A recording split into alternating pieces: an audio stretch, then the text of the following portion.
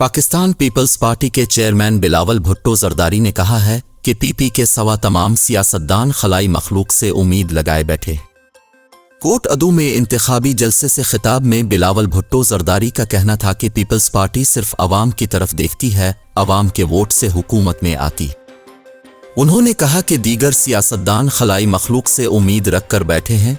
मुझे सिखाया गया है कि ताकत का सरचश्मा अवाम है।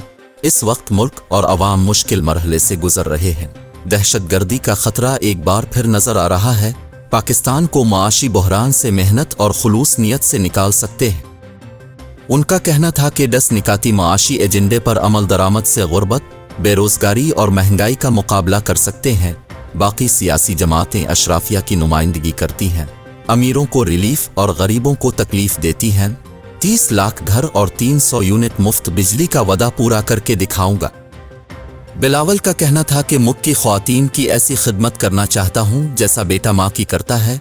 पीपल्स पार्टी की हुकूमत बनेगी तो किसान कार्ड के जरिए माली मदद पहुंचूंगा और किसान कार्ड के जरिए कुदरती आफात में किसानों की माली मदद की जाएगी। कराची में दिल के इलाज का सबसे बड़ा अस्पताल है। गंबट में 100% मुफ्त और मियारी इलाज का बंदोबस्त किया है। उन्होंने कहा कि 8 फरवरी को इलेक्शन में 2 जमातों में मुकाबला हो रहा है। कहते थे हमने पंजाब में दूध और शहद की नहरें बहा दें। लाहौर में तो बहुत पैसा खर्च हुआ है, समझा तमाम मसले हल कर लिए होंगे। लाहौर के जिस हल्के से इलेक्शन लड़ रहा हूं वहां साफ पानी ही नहीं।